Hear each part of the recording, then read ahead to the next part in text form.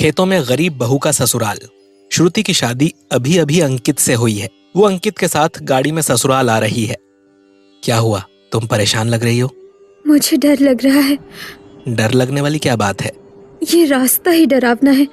देखिए ना, आसपास और गाड़ियां भी नहीं नजर आ रही। ऐसा लग रहा है जैसे हम किसी जंगल की ओर जा रहे हैं। हाँ, वो तो है। दरअसल ये रास्ता सुनसान होने की वजह से डरावना लगता है। हालांकि हम जंगल तो नहीं जा रहे, लेकिन फिर भी जहाँ जा रहे हैं वो जगह जंगल के पास ही है। क्या मतलब? हमारा घर खेतों के बीच है ना, और खेत जो है वो जंगल से थोड़ा जुड़ा हुआ है। कैसी बात कर रहे हैं आप? जंगल से जुड़ा हुआ खेत, और उस खेत में घर? फिर तो जानवरों से बहुत संभल कर रहना पड़ता होगा। हाँ, जानवरों से बचकर ही रहना पड़ता है। इस बात का ध्यान रखना पड़ता है कि कहीं कोई जानवर कभी आ ना जाए।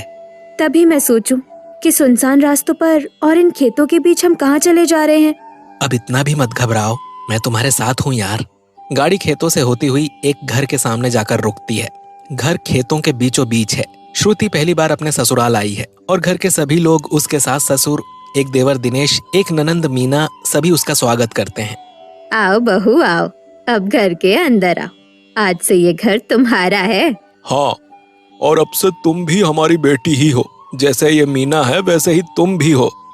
मम्मी जी, यहाँ आसपास एक भी घर नहीं है और हम खेत के बीचों बीच घर में रह रहे हैं। मुझे बहुत अजीब लग रहा है। हम सब तेरी परेशानी समझ रहे हैं बहू, लेकिन ये हमारी मजबूरी है, क्योंकि हमें इस खेत में ही रहना पड़ेगा। बहुत ज्यादा रुपया होता तो हम कहीं और घर बना लेते।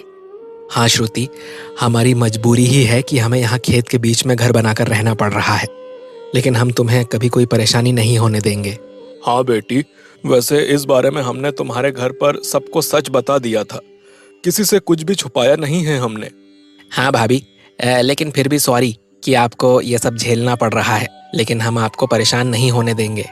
बस बस, आप सब लोग तो ऐसे परेशान हो गए जैसे मैंने आपसे ये बात पूछकर कोई गलती कर दी हो। मुझे कोई परेशानी नहीं है यहाँ रहने में। मैं तो बस इसलिए डर रही हूँ कि कहीं कोई जानवर या अनजान आदमी ना यहाँ आ जाए। चिंता मत कर बहू, यहाँ कोई ऐसे जानवर नहीं आते और कोई गलत आदमी भी हमारे खेतों में नहीं आता है। हाँ बहू, अब तुम बहुत थक गई होगी। मीना, जाओ भाभी को कमरे में ले जाओ। हाँ भाभी, चलिए। मीना अपनी भाभी श्रुति को कमरे में लेकर जाती है। भाभी, कैसे लगे आपको सब लोग? सभी ठीक है। मैं भी कैसा सवाल कर रही हूँ, अभी आप सबसे मिली ही कहाँ हैं? थोड़ी सी ही तो बात हुई है, धीरे धीरे आपको सबका पता चलेगा। नहीं, सभी लोग अच्छे हैं। सबसे जो बात हुई मुझे अच्छा लगा। ठीक है भाभी, आप आराम कर लीजिए। मीना श्रुति को कमरे में छोड़कर चली जाती है। कमरे में अकेली श्रुति सोचती है, बहुत अजीब लग रहा है। पता नहीं ये लोग इतने समय से ऐसे खेत में घर बनाकर कैसे रह रहे हैं। न आसपास कोई है, न रात में कहीं जा सकते हैं। तभी अंकित कमरे में आता है और श्रुति को परेशान देखकर कहता है, सॉरी श्रुति, तुम्हें अजीब लग रहा होगा ना यहाँ खेतों के बीचों बीच रहना। अरे कोई बात नहीं, मैं तो इसे भी एक एक्सपीरियंस समझूंगी। आप परेशान मत हो। अंकित और श्रुति आराम करते हैं। अगली सुबह ही सेठ उनके घर आता है। अरे ओ गगन सिंह, कर लिए अपने बेटे की शादी। अब अगर शादी विवाह से फुर्सत मिल गई हो तो फसल भी काट लो, क्योंकि जितनी जल्दी मुझे फसल काट कर दोगे उतना अच्छा दाम मैं तुम्हें दूंगा। आप हर बार यही कहते हो, लेकिन दाम कुछ भी खास नहीं देते। अब जैसा अनाज मुझे मिलेगा वैसा ही दाम तो दूंगा। जब अच्छा अनाज दोगे तब अच्छा, और जब खराब दोगे तब खराब। हमने कभी खराब अनाज नहीं दिया है। वो तो सारा गांव जानता है, यूं ही थोड़ी ना तुम खेत में रह रहे हो। अरे क्यों बहस कर रहा है बेटा? वैसे मुझे तो यकीन है कि इस बार दाम बहुत अच्छा मिलेगा, क्योंकि फसल बहुत अच्छी हुई है। अरे बस बस, मैं जानता हूँ फसल कितनी अच्छी हो सकती है। हर बार अच्छी फसल के नाम पर बेकार फसल उगाते हो, लेकिन इस बार अगर अनाज अच्छा नहीं हुआ ना तो मैं तुम्हें रुपए अच्छे नहीं दूंगा, समझ लेना। हाँ, ये तो गलत बात है सेठ जी। जब हम खेती कर रहे थे तब आपने ही कहा था कि चिंता मत करो, जो भी हो मैं अनाज का एक बढ़िया और ऊंचा दाम दूंगा, और अब आप मना कर रहे हो। हाँ, तो मैं अब भी कहाँ मना कर रहा हूँ, लेकिन अनाज अच्छा होगा तभी तो अच्छे दाम दिलवा पाऊंगा ना। ठीक है, हम कल से फसल काट लें, फिर आपको अनाज बेचेंगे। अब अगले दिन से अमित, दिनेश और उसके पिता तीनों ही फसल काटने लगते हैं और लगभग हफ्ते भर में ही सारी फसल काट लेते हैं। भैया, सारी फसल हम लोगों ने काट ली है, अब हम ये सारा अनाज सेठ को बेच देते हैं। हाँ, वैसे भी सेठ के अलावा हम अनाज और किसी को बेच भी तो नहीं सकते, कोई भरोसा भी तो नहीं करता है। हाँ भैया, जब से सेठ ने झूठी बात फैलाई है तब से कोई हमसे अनाज नहीं लेता। कोई बात नहीं, चलो सेठ को अनाज बेचने चलते हैं। दोनों भाई अपना अनाज बेचने सेठ के पास पहुंचते हैं। देख लीजिए सेठ जी, इस बार अनाज की क्वालिटी बहुत अच्छी है, इसीलिए दाम भी अच्छे दीजिएगा। अरे क्या खाक अच्छी है, तुम्हारे यहाँ आज भी क्वालिटी पहले जैसी ही तो लग रही है, इसीलिए दाम भी मैं कुछ खास नहीं दे पाऊंगा। सेठ जी, इस बार अनाज की क्वालिटी सच में बहुत अच्छी है, आप चाहें तो किसी से पूछवा सकते हैं। मैं किसी और से क्यों पूछूं? क्या मुझे पता नहीं है कि अनाज कैसा होता है?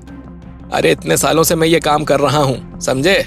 लेकिन सेठ जी, अनाज बहुत अच्छा हुआ है, इसलिए हमारी भी उम्मीदें थोड़ी ज्यादा हैं।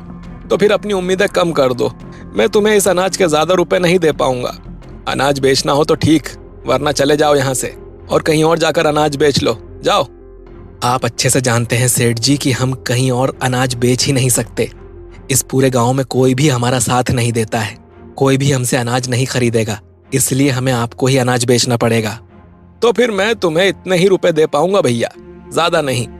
मजबूरी में अंकित और दिनेश दोनों भाई अपना अनाज सेठ को ही बेच देते हैं, लेकिन उन्हें खास रुपए नहीं मिलते। वो घर पहुंचते हैं। क्या हुआ बेटा, इस बार सेठ ने अनाज के कुछ रुपए ज्यादा दिए या नहीं? नहीं पिताजी, सेठ ने तो रुपए बढ़ाए ही नहीं। हे भगवान, क्या करें हम लोग, ये सेठ अच्छे रुपए देता ही नहीं है और किसी और को हम अनाज बेच नहीं सकते। क्यों मम्मी जी, हम किसी और को अनाज क्यों नहीं बेच सकते? हमें तो किसी और को ही अनाज बेचना चाहिए। इतना आसान नहीं है श्रुति, कोई हमसे अनाज नहीं लेगा, इसीलिए हम मजबूर हैं सेठ को अनाज बेचने के लिए। लेकिन ऐसी क्या वजह है कि सेठ को छोड़कर आप किसी को अनाज नहीं बेच सकते? गांव में इतने लोग हैं, लेकिन आप सिर्फ सेठ को ही अनाज बेच रहे हैं। दरअसल हम पहले से ही सेठ को अनाज बेच रहे हैं। एक बार सेठ ने हम पर खराब अनाज बेचने का आरोप लगा दिया था, तब से गांव में कोई भी और हमसे अनाज नहीं लेता और गांव के ज्यादातर लोग भी सेठ को ही अनाज बेचते हैं। हाँ बहू, इस वजह से सेठ से हमारा झगड़ा भी हो गया था और यही वजह थी कि हमारा घर भी हमारा नहीं रहा है, इसीलिए हम गांव वाले घर में नहीं रहते और मजबूरन हमें खेत में रहना पड़ रहा है। अब श्रुति को घर वालों की मजबूरी और परेशानी समझ में आती है और कमरे में श्रुति अंकित से कहती है, आप कुछ सोचिए, अब हम क्या कर सकते हैं? इस तरह अनाज बेचकर तो बहुत कम कमाई हो पाएगी आपकी। मुझे तो कुछ समझ में नहीं आ रहा है कि मैं क्या करूं। आप खेती के अलावा कुछ और भी करना शुरू कर दीजिए, बस यही एक रास्ता रह गया है। लेकिन खेती के अलावा और क्या करूं मैं? मुझे तो कोई और काम आता भी नहीं है। तो फिर आप चिंता मत कीजिए, मैं आपकी मदद करूंगी। क्यों ना हम एक कड़ी चावल का ठेला लगा लें? कड़ी चावल का ठेला? लेकिन ये तो और भी अजीब बात होगी। मेरा मतलब है कि मैंने कभी ठेला नहीं लगाया है, मुझे बहुत अजीब लगेगा। शुरू शुरू में अजीब लगेगा, बाद में सब ठीक हो जाएगा। और कड़ी चावल बनाएगा कौन? मैं बनाया करूंगी, रोज सुबह मैं आपको कड़ी चावल बनाकर दिया करूंगी, आप वो कड़ी चावल बाजार में बेचा कीजिएगा। ठीक है, अब तुम कह रही हो तो ये भी करके देख लेते हैं, आखिर कुछ तो करना ही पड़ेगा। यही बात अब अंकित अपने बाकी घर वालों को बताता है। लेकिन बेटा, तू ये कड़ी चावल का ठेला लगा पाएगा? तुझे बुरा तो नहीं लगेगा ये सब करने में? हाँ बेटा, आखिर गांव के लोग भी फिर पता नहीं क्या क्या कहेंगे। अच्छे से सोच ले, कल को ये ना हो कि हम लोगों की वजह से तुझे ये सब करना पड़ा। नहीं पिताजी, अब मैंने सोच लिया है कि कुछ और काम करना ही पड़ेगा, और जब मेरी पत्नी ही मेरा साथ दे रही है तो क्यों ना मैं यही काम करके देख लूं, क्या पता हालत बेहतर हो जाए। अब अगले दिन से ही श्रुति अंकित को कड़ी चावल बनाकर देती है, जो अंकित बाजार में बेचने जाता है। आइए और खाइए स्वादिष्ट कड़ी चावल, पेट के साथ साथ मन भी भरेगा, सिर्फ 30 रुपए में। आइए और खाइए स्वादिष्ट कड़ी चावल। तभी उसके पास उसके पड़ोस में रहने वाला उसका दोस्त विनोद कड़ी चावल खाने आता है। अरे अंकित, तुमने यह कड़ी चावल का ठेला कब से लगाया? बस आज से ही लगाया है, आज पहला दिन है और मुझे उम्मीद है कि मेरा ये काम जरूर चलेगा। हाँ हाँ, मैं भी यही उम्मीद करता हूँ। मैं तो चाहता हूँ तुम्हारा यह काम जरूर चले। वैसे भी हम जानते हैं कि तुम लोग बहुत परेशान हो। हाँ, क्या करें, हमारे हालात ही कुछ ऐसे चल रहे हैं कि हमें खेतों में रहना पड़ रहा है। हाँ, वैसे खेतों में रहना तो बहुत मुश्किल काम है, कोई भी जानवर आ जाए तो बहुत मुश्किल हो जाती है। क्या करें, बस अब हम रोज ही प्रार्थना करते हैं कि कुछ गलत ना हो। चिंता मत करो, सब अच्छा रहेगा। अब मुझे अपना कड़ी चावल दे दो। अंकित विनोद को कड़ी चावल देता है। विनोद कड़ी चावल खाता है तो उसे वो बहुत अच्छे लगते हैं। अंकित भाई, ये तो बहुत अच्छे हैं, ये कड़ी चावल खाकर मुझे अपनी दादी की याद आ गई। वो भी इतने ही स्वादिष्ट कड़ी चावल बनाया करती थी। और तुम देखना, तुम्हारा यह कड़ी चावल का काम जरूर बहुत अच्छा चलेगा। अब अंकित के पास कड़ी चावल खाने के लिए काफी लोग आते हैं और उसके आसपास के और उसे जानने वाले लोग उसके काम की तारीफ भी करते हैं। सारा दिन कड़ी चावल बेचकर वो शाम में घर पहुंचता है। क्या हुआ बेटा, आज का तेरा कड़ी चावल का काम कैसा रहा? बस माँ, कड़ी चावल का काम तो जम गया समझो। बहुत लोग कड़ी चावल खाने आए हैं और बहुत लोगों ने कड़ी चावल की तारीफ भी की है। हाँ हाँ, आज मैं पड़ोस वाले विक्रम जी के घर गया था तो उन्होंने बताया कि वो भी आज तुम्हारे ठेले पर कड़ी चावल खाने गए थे और उन्हें कड़ी चावल अच्छे भी लगे। तो मैंने उन्हें बताया कि हमारी बहू श्रुति ने बनाए हैं। हाँ पिताजी, लोगों को कड़ी चावल अच्छे लग रहे हैं। अब मैं सोच रहा हूँ कि क्यों ना हम ये कड़ी चावल का काम करना शुरू कर दें और खेत भाई और आप लोग देख लिया करेंगे। हाँ, ये भी ठीक रहेगा। आखिर जो आर्थिक हालात हैं हमारे, वो इसी तरह बेहतर हो जाएं तो सही है। और मैं आपको कल से और भी ज्यादा कड़ी चावल बनाकर दिया करूंगी ताकि कमाई और भी अच्छी हो। और सारा घर इस बात के लिए राजी हो जाता है। अब अंकित कड़ी चावल का ठेला लगाया करता और उसके पिता और उसका भाई दिनेश दोनों ही खेत में फसल उगाया करते। एक दिन दिनेश और उसके पिता खेत में काम कर रहे थे कि तभी एक शेर खेत में घुस आता है। दिनेश दूर से ही देख लेता है कि शेर आ रहा है। पिताजी चलिए यहाँ से, देखिए वो शेर आ रहा है। हाँ बेटा, चल जल्दी घर में चलते हैं। दिनेश और उसके पिता जल्दी से भागते हुए खेत में अपने घर में घुस जाते हैं। क्या हुआ, आप दोनों ऐसे भागे भागे क्यों आए हैं? कोई परेशानी है क्या? अरे परेशानी ही परेशानी है, शेर हमारे खेत में आ रहा है। वो तो दिनेश ने सही समय पर देख लिया, वरना हमारे लिए मुश्किल हो जाती। शेर? यानी कि अब हम थोड़ी देर के लिए ना बाहर निकल सकते हैं, ना ही कहीं आसपास घूम सकते हैं? मुझे तो बहुत डर लग रहा है, मैंने ऐसा पहले कभी नहीं देखा। भाभी आप डरिए मत, घर में आपको कोई परेशानी नहीं होगी। वो लोग बात कर ही रहे थे कि तभी उनका दरवाजा खटकता है। लगता है मानो कोई दरवाजे को मार रहा हो। लग रहा है कि कोई जानवर ही दरवाजे पर मार रहा है। कोई भी दरवाजा मत खोलना। हाँ पिताजी, जरूर ही शेर घर के आसपास घूम रहा होगा। अब क्या होगा पापा जी? और ये तो अभी घर भी नहीं आए हैं, मुझे बहुत चिंता हो रही है, ये घर में कैसे आएंगे? चिंता मत करो भाभी, भैया को इन सब का अनुभव है। वो दूर से अच्छे से जब सब कुछ देख लेते हैं और हालात भांप लेते हैं तभी घर में आते हैं। वैसे भी अभी तो वो ठेला लगाए होंगे। सब यही सोच रहे थे, लेकिन उधर अंकित के ठेले पर कड़ी चावल खत्म हो चुके थे। सारे कड़ी चावल खत्म हो चुके हैं। आज बहुत बढ़िया कमाई हुई है। इतनी अच्छी कमाई देखकर तो मेरा मन कर रहा है कि मैं यही काम पूरी तरह करने लग जाऊं। आखिर खेती करके कुछ खास फायदा तो हो नहीं रहा हमें। चलो अब घर चलता हूँ, ज्यादा देर रुकने से कोई फायदा नहीं है। अंकित घर की ओर निकल पड़ता है। वो बेफिक्र अपने खेत पर जा रहा होता है। तभी उसकी नजर शेर पर पड़ती है। अरे ये क्या, आज तो शेर ने हमारे घर को घेर रखा है। हे भगवान, लगता है आज मुझे गांव वालों की मदद लेनी पड़ेगी। इसीलिए चलकर अपने आसपास के लोगों को समस्या बताता हूँ। अंकित दौड़कर अपने आसपास के कुछ लोगों के पास मदद मांगने जाता है। विक्रम अंकल, मुझे आप लोगों की मदद चाहिए, खेत में शेर घुस आया है। अरे बेटा, ये तो बड़ी मुसीबत है। वैसे भी तुम लोग खेत में रह रहे हो, ये भी आसान नहीं है। अब क्या करें अंकल, यही मजबूरी है हमारी। फिलहाल तो आप लोग हमारी मदद कर दीजिए। चलो बेटा, मैं कुछ लोगों को लेकर तुम्हारे खेत पहुंचता हूँ। वो गांव के कुछ और लोगों को लेकर तुरंत ही अंकित के खेत पर पहुंचते हैं तो देखते हैं कि शेर खेत के बीच उनके घर के सामने बैठा हुआ है। अब गांव के लोग तुरंत ही किसी तरह शेर को भगा देते हैं और फिर अंकित घर का दरवाजा खटखटाता है। पता नहीं कौन दरवाजा खटखटा रहा है, अब हमें खोलकर देखना चाहिए। नहीं बहू, अब ऐसी गलती मत करना, पता नहीं कौन हो, थोड़ी देर रुक जाओ।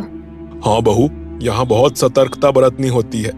पता नहीं चलता कब कौन आ जाए और क्या किया जाए, इसीलिए बड़ा ध्यान देना होता है। तभी अंकित की आवाज आती है, दरवाजा खोलो, मैं हूँ अंकित। हम लोगों ने शेर को भगा दिया है। ये तो इनकी आवाज है, अब तो हम दरवाजा खोल सकते हैं ना पापा जी?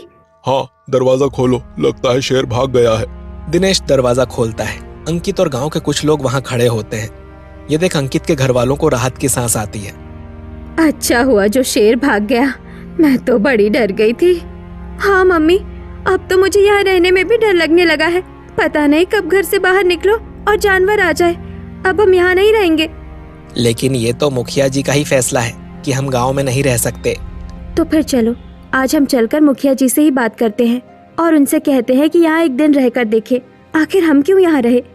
हाँ, अब हम खेत पर सिर्फ खेती किया करेंगे, यहाँ रहेंगे नहीं। हम भी सब लोगों की तरह गांव में रहेंगे।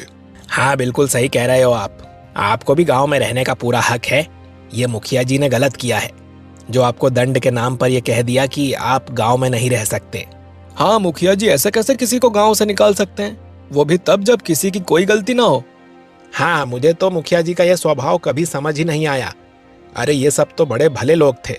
माना कि सेठ ने इनकी शिकायत की, लेकिन इसका मतलब ये थोड़ी ना होता है कि मुखिया जी इनको गांव से निकाल दें और बोल दें कि जाओ अपने खेत में जाकर रह लो। बिल्कुल सही कह रहे हो आप।